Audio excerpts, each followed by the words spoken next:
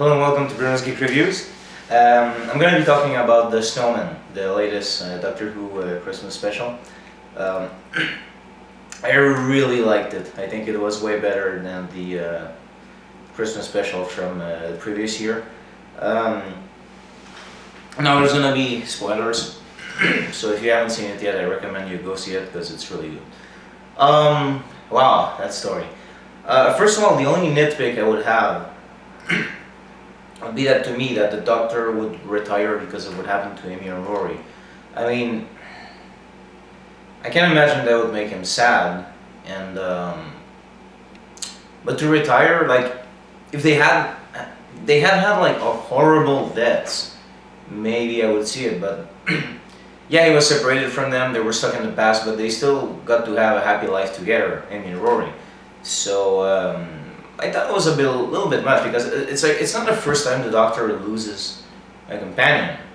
Even in the classic Who it happened, and the Time War and everything. I mean, that's what makes him retire. Like, after all that's happened to him in his life. A little nitpick, but then again, my way of seeing it is like, well, it's the first time it happened during that regeneration, and for him, Amy was the first person he met when he regenerated. So okay, very well. Or you can also look at it in the way that, like, it piles up. You know, like, sometimes it's only one little droplet before the glass is too full and the water spills over. So yeah, but I don't mind. It's a little nitpick that I like. For me to imagine the Doctor retiring, it would have to be a lot more. I know it was a lot, but anyway, it doesn't matter. Like I said, like there's a few ways you can look at it to justify that. But beyond that, given that he is retired when we start the story, I really like how this new companion, like, she's doing a really good job, and I like how well, there's a lot of charisma between her and the Doctor, and there's a good mystery going there. At first, I thought, like, Stephen Moffat was gonna do, like, the River Song thing again, or the Doctor already knows how his companion is gonna die, and then just piecing together the rest. Because, you know, what he did with Amy was what he did with the girl in the fireplace. So for me, it wasn't impossible that he would do it again. I thought it was, like, I was thinking, oh, that's too much repeating. The same thing again. The companion that he met when she dies, but it's not that at all. So that was a good twist. I'm really happy about that. I'm happy to see what the mystery is around Clara Oswald, and yeah, basically I really like the new companion. She might be one of my, like, I have to see more of her, but I'm pretty sure she's gonna become one of my favorites. Now, I'm so happy we see some characters again that we saw before in The Good Man Goes to War, and which are, there's Strax, the good Centauran. He's really funny in this, and Madame, like, what is Vastra? I forgot her name. Yeah, I think it's Vastra. And Jenny is her wife. So the lizard woman and her wife. And those three, I found were really interesting characters when they were first introduced, and they're still as interesting. And there's some people like, that's so stupid. Like, some people giving like a critique of, like, Vastra and Jenny, like, oh, it's a gimmick. Yeah, they're a lesbian couple in Victorian times. It's a gimmick, like, but, you know, oh, I'd like to see them. Like, we don't know anything about them as characters. They're not real characters. Shut up with that already. Seriously. In those episodes, the 2 episodes we've seen them, we already have a lot. Like, there's a lot of characterization already about them. I already have, like, we see it at a very short time we've seen these characters, the 3 of them, including Strax. We've gotten a lot of characterization out of them already. We have a very good idea of who they are, how they react, and everything. So I think that speaks more to to people's, to some people's like discrimination, uh, discriminatory attitude, that they see the characters as a gimmick because they're a lesbian couple, and then they don't really see all of the rest because these characters are really awesome.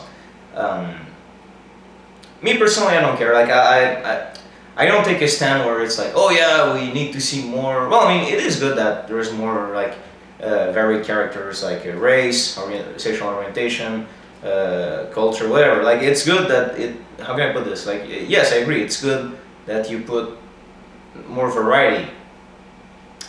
But on a personal level, I don't really care if a character, like, you know, it's not like I. Like if the showrunner does have an agenda, okay, good for them. If he doesn't, it's okay. I just want to watch good stories, and I want to look at good characters and interesting characters, and that's what they are. So as far as I'm concerned, that's all. And so yeah, I'm totally defending those characters because I think they're awesome. Mind you, no, most people think they're cool. I just wanted to address like the small amount of idiots who, because some of these characters are gay, they think right away that these characters are a gimmick. But no, like Vastra has this whole mysterious thing going on, and she has a personality, and from what I've seen is she's the kind of companion who tells the doctor what she really thinks, and like so it's really interesting. Jenny seems to be this kind of like a upbeat sidekick to Vastra. Anyway, okay, so enough about them. I'm really happy to see like those three, Jenny, Vastra, and Strax. Strax is really funny. They really made him a little bit dumb this time around.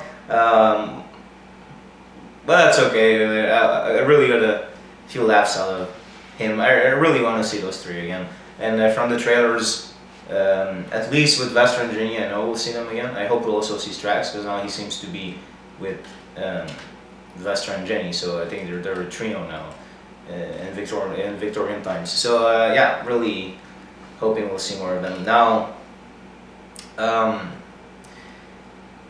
Visually, this episode was really inspired. I really like the idea, like the whole staircase to the clouds, and the TARDIS is there.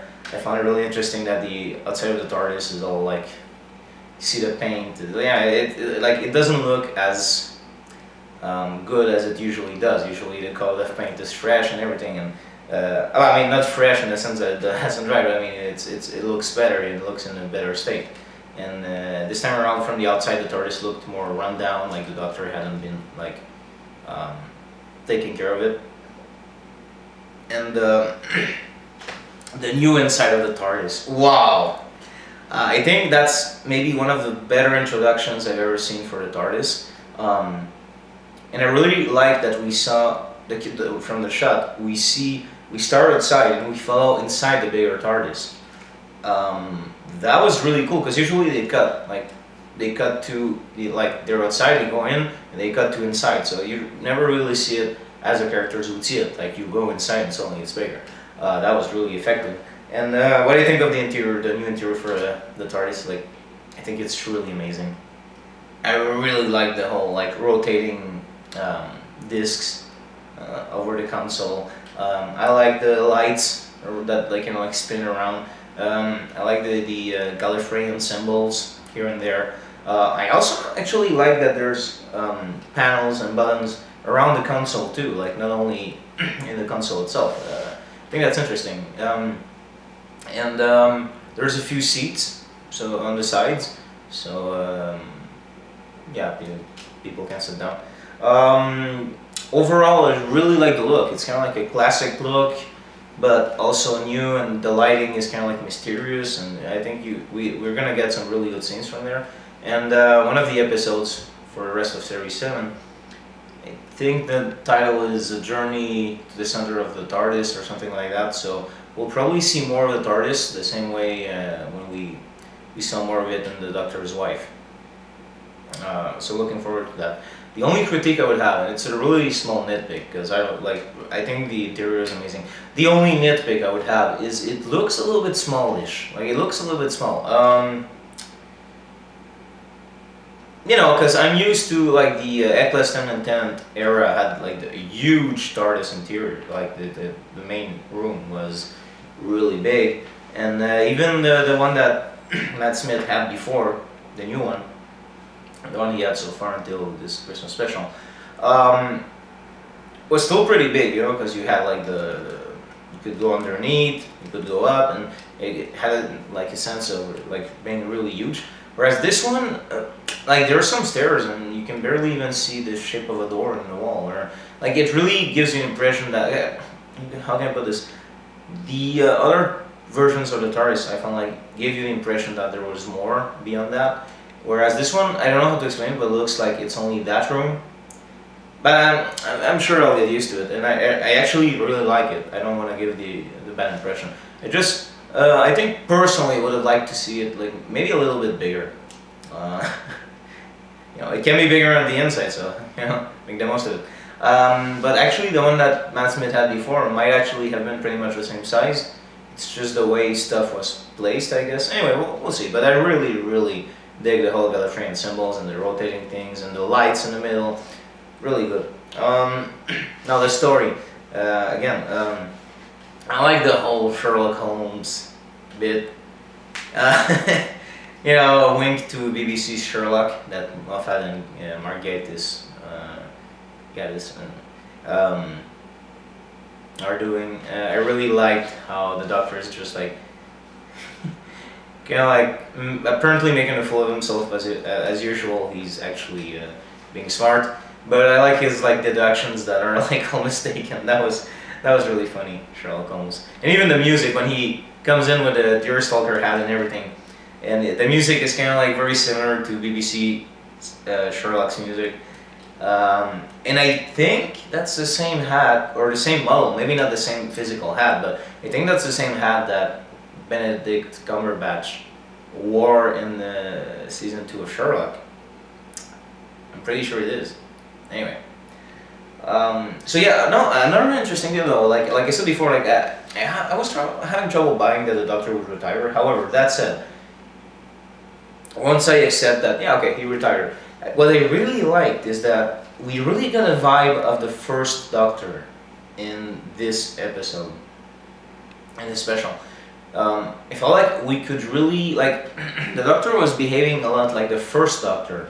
And I really like that because my way of seeing it has always been that the other regenerations have always been kinder to humans and more heroic and everything, but not only because there were regenerations where his personality changed, but I always thought that he liked humans so much because of his first companions, Ian and Barbara, that he semi-kidnapped in the TARDIS by accident at first book. Yeah, I really liked how he reminded me, like, I don't think I would put my finger on exactly, but his behavior when he's thinking like that he doesn't want to start being heroic again, really reminded me of the first Doctor, and which I really liked. I don't know if that's probably just a result. I guess that's my own way of seeing it. It's probably just a result of the hero who says he's done, and it's very classical in many ways. But for some reason, it's really made me feel like, yeah, this is still the same person who, you know, in a way I think it was a step back for the Doctor. He was kind of like going back to being this distant alien. Yeah, so that was good. I really did not expect when he gives the key to Clara. I really didn't expect the ice woman to like grab her and like they're falling. I was like, whoa.